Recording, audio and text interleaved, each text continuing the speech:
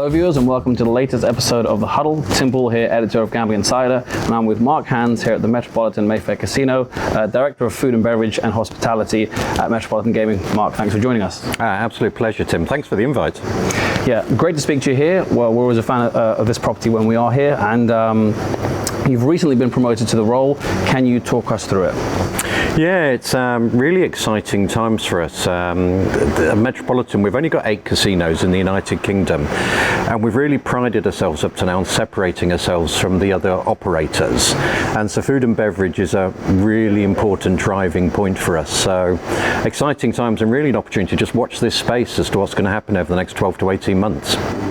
Congratulations first and foremost on the promotion. Food and beverage, we'll talk about this throughout. I'm interested to know more about kind of exactly how it intersects with kind of the other areas of the Metropolitan kind of gaming itself and casinos. You were venue director and regional development director at Alea Glasgow. How do you reflect on your time at that property?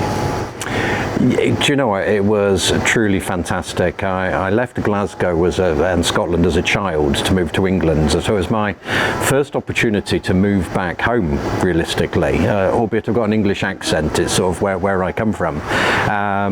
One of the best venues we have, one of the greatest cities in the United Kingdom, and it was just really good to move back from where I was abroad to such a fun place and to make a difference. Unfortunately, I moved from South Africa to Glasgow, so you can imagine the difference in weather, which but no good. Absolutely. I mean, we were saying just now, recently in England we've had a little bit of maybe a taste of what South African weather could be, but it's not going to last. No, I think it's over. Yeah, absolutely. So your focus there was primarily on that property, but now, as you mentioned, you'll be kind of overseeing food and beverage and hospitality at 8 different properties. How are you going to divide your focus and your time? It changes week to week, in all honesty. So if you use this week as a atypical week, I've had a day central in the head office looking at communication, looking at standards processes. I've been at Metropolitan Mayfair this week. I've been at Park Lane already this week, and I'm on the way to Brighton this afternoon. And I believe on Friday, at the moment, I'm going to finish in Nottingham. Mm-hmm. So it really is getting around to see them. The biggest changes happen in the unit because we're a people business. Mm-hmm. Busy week, busy day, so thanks for fitting us into the schedule. In terms of the remit of the job itself, so what do you cover as kind of, obviously food and beverage almost speaks for itself, but of course there's little details within that, and hospitality. What are your areas? It literally is as broad as that statement, food and beverage, but sitting more on the strategic side. So looking at our restaurants to say, do we continue as we are? Are there relationships, like the James Martin relationship we've got in Manchester, or the Marco relationship in Nottingham, that we can leverage to provide better customer service and get our brand more famous? So it's looking at all of that, and one of the most critical roles at the moment is looking at team development. I think there's no secret in the United Kingdom, we are struggling for team members on every platform. So it's about being out there, training, making sure we employ the right people and develop them to their fullest sort of capabilities. So I want to know what it's like in the kitchen, because when you think of a high-end kitchen, you think of kind of pressure, but it's really exciting. What's it like in the kitchen in a property like this, in a casino, maybe compared to a high-end restaurant that maybe is a slightly different business to something with a casino element to it as well?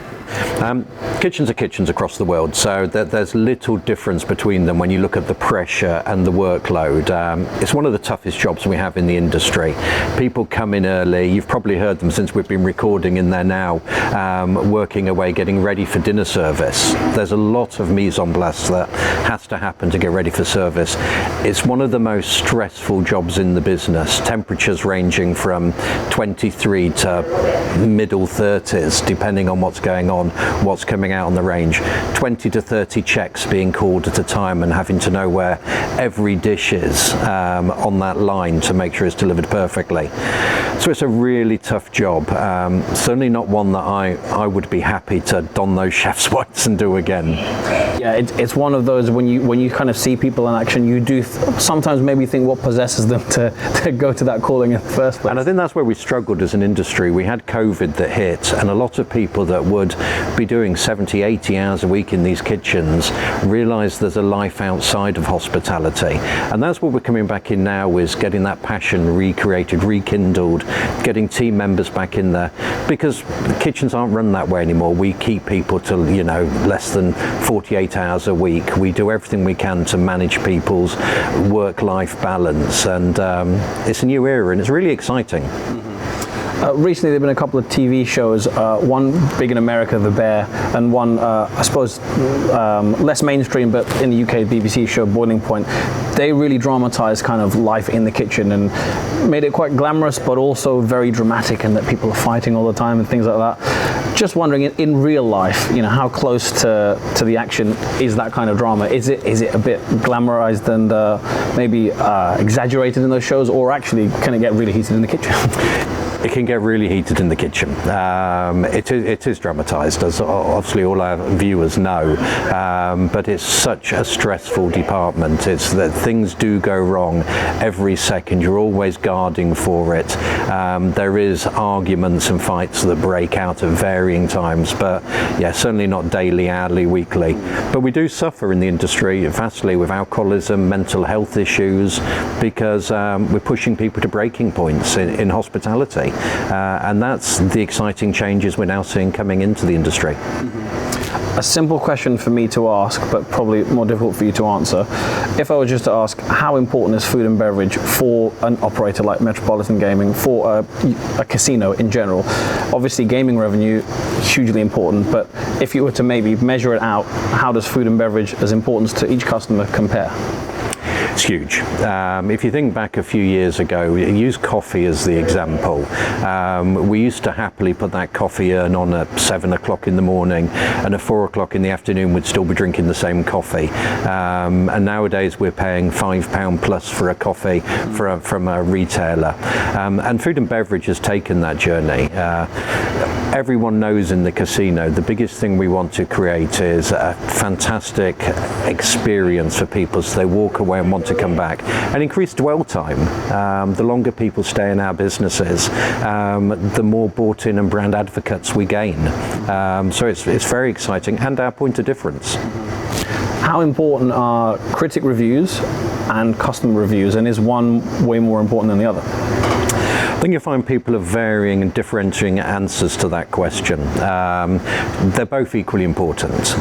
Critic reviews give the audience this sort of oversight that somebody's looked at it and critiqued it against various metrics and wrote that review.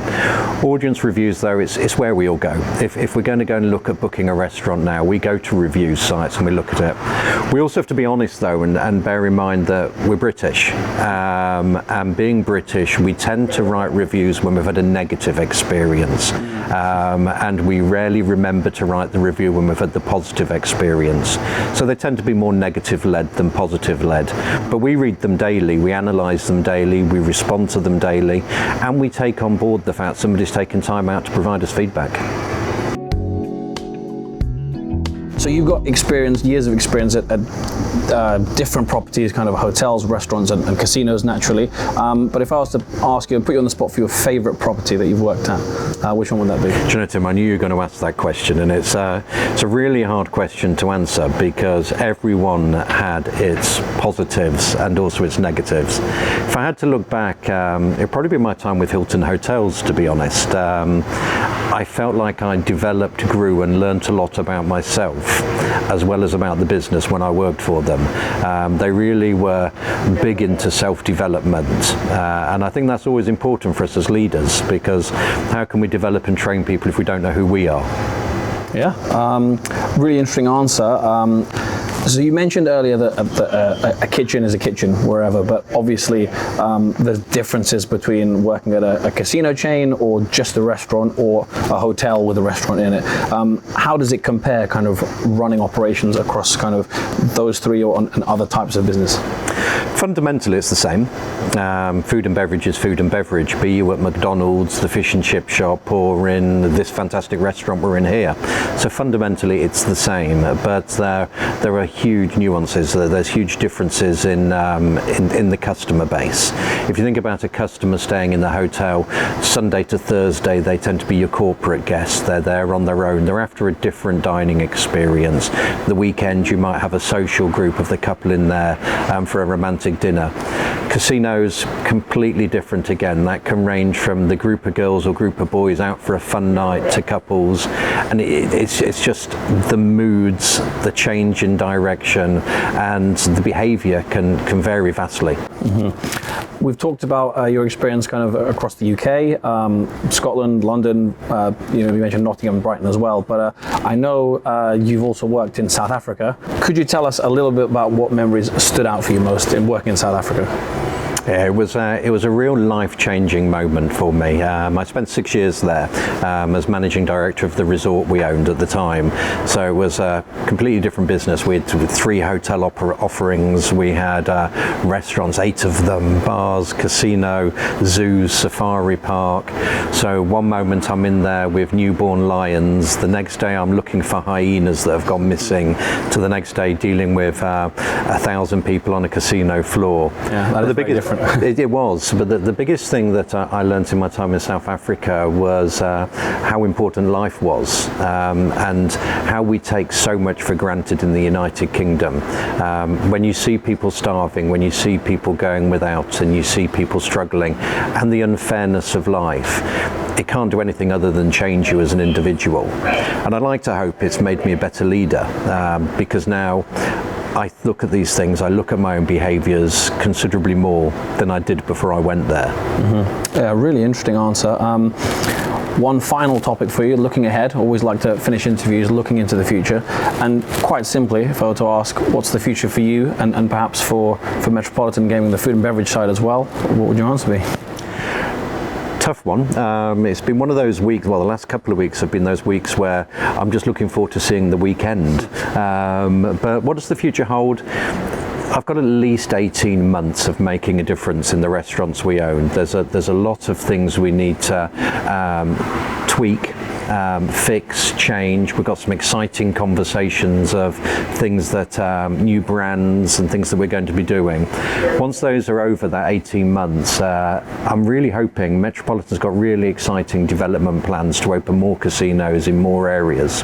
And I think that will be exciting for us. We haven't done that for a while, but we've bought licenses in various cities, and I look forward to being part of that journey. Mm-hmm. Well, Mark, thank you very much for your time. Been a pleasure speaking with you. Good luck with everything, and thanks. No, it's been a privilege, Tim. Thank you.